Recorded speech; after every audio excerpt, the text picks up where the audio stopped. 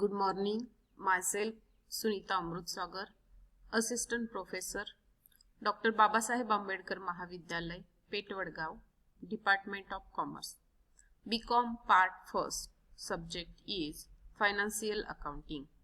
In last lecture, we have seen the accounting concept and we have discussed on dual aspect concept. Today, we are going to see the realization concept.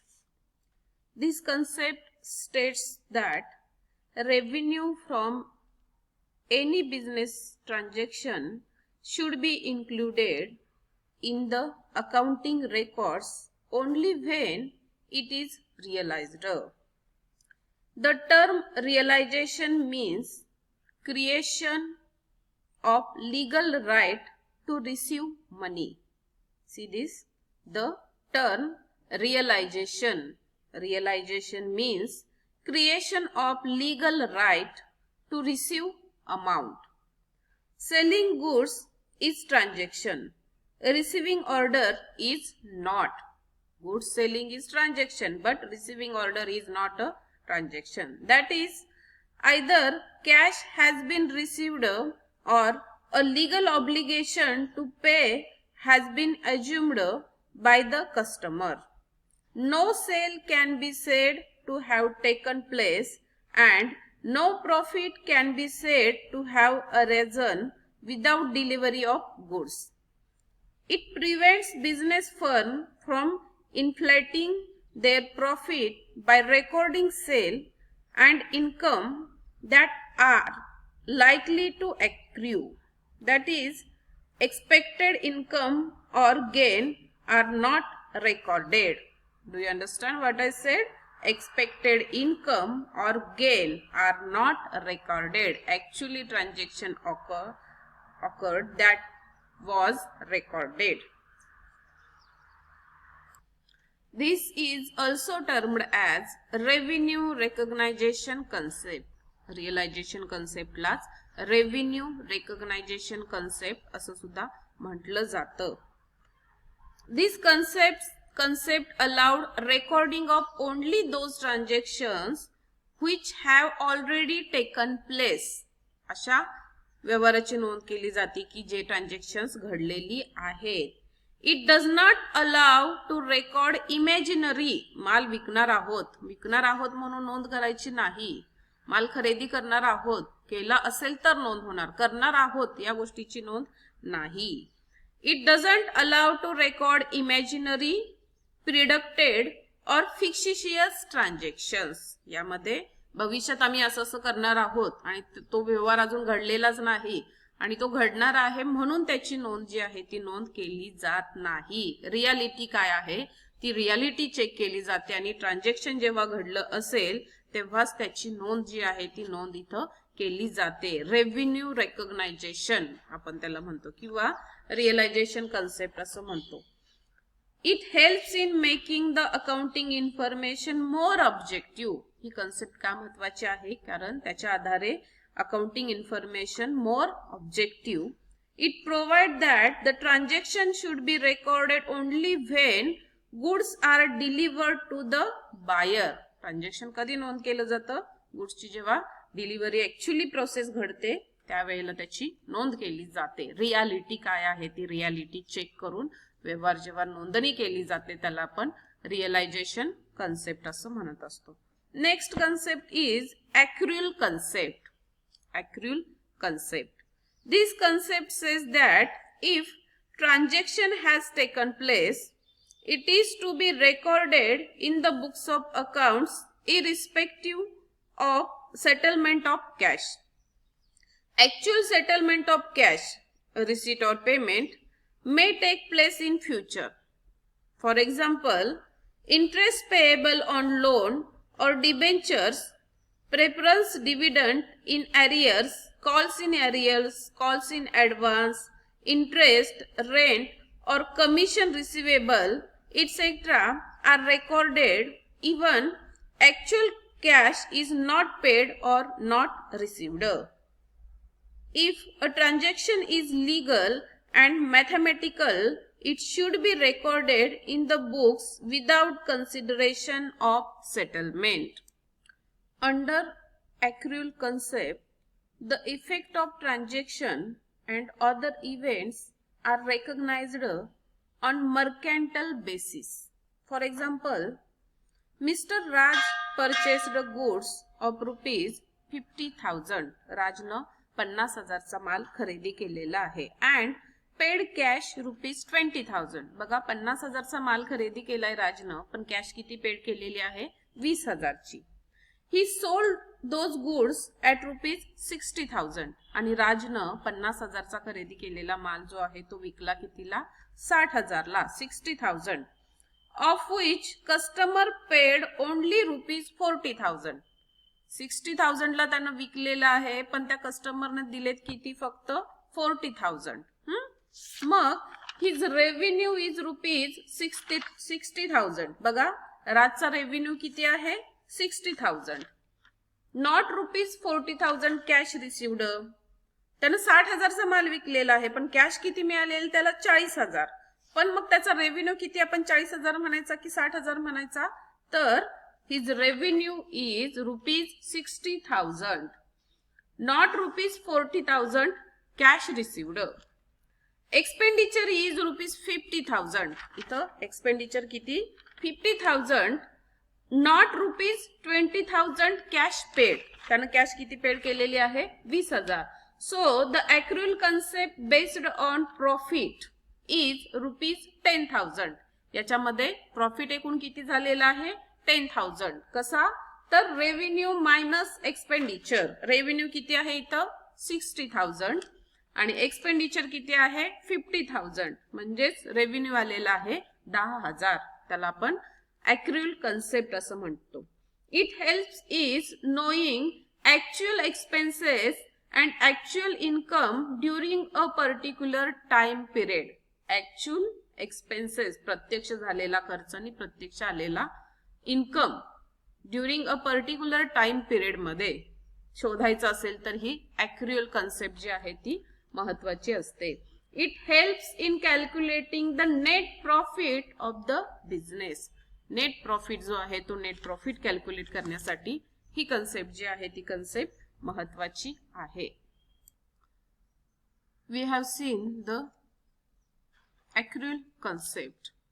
The meaning of the accrual is something that becomes due, especially an amount of money that is yet to be paid or received at the end of the accounting period.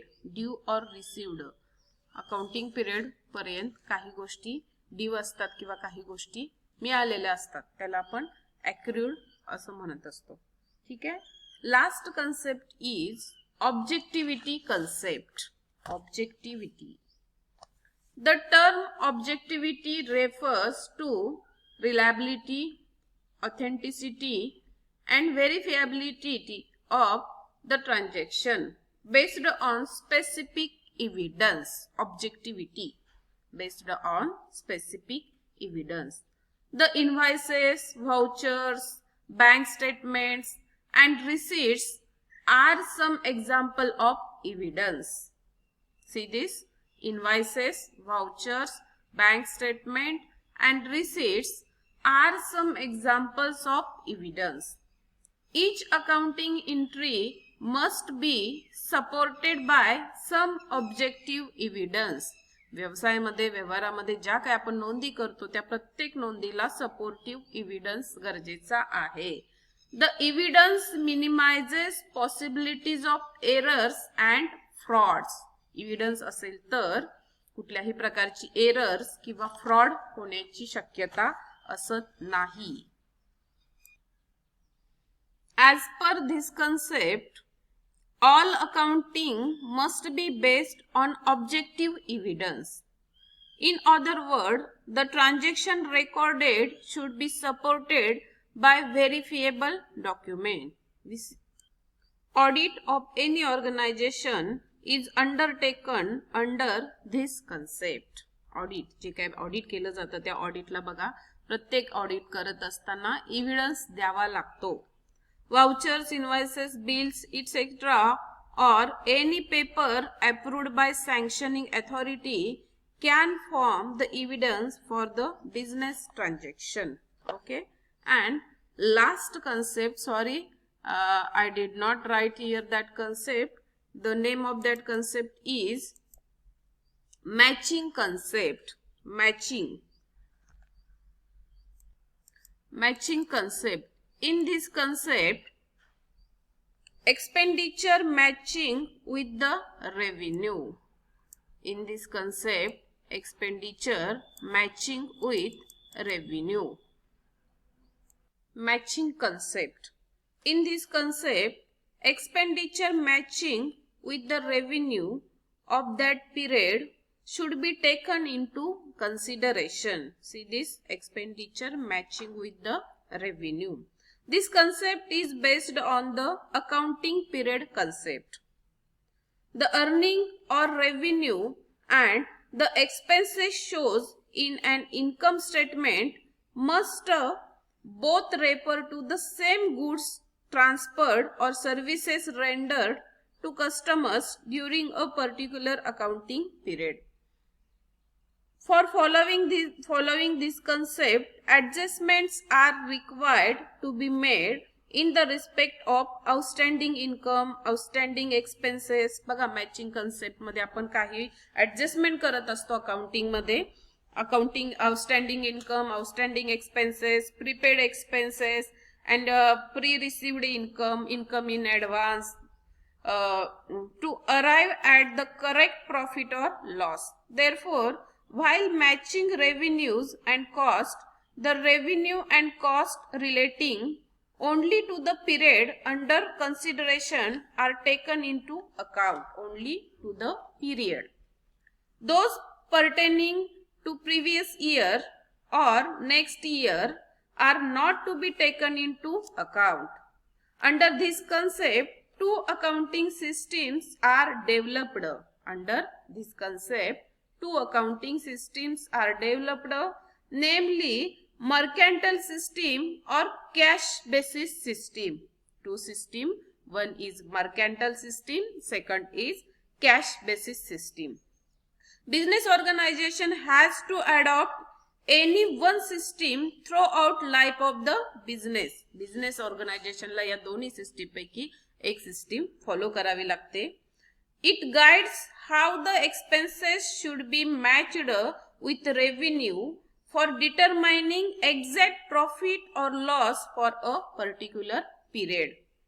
It is very helpful for the investors, shareholders to know the exact amount of profit or loss of the business. Exact amount जर समजून घ्यायची असेल तर या ठिकाणी matching concept जी आहे ती concept महत्वाची आहे. म्हणजेच काय तर expenditure matching with the revenue of that period should be taken into consideration. जो काय पिरियड आपण घेतलेला आहे त्या पिरियड मध्ये त्यांचं एक्सपेंडिचर जे आहे ते expenditure matching with the revenue.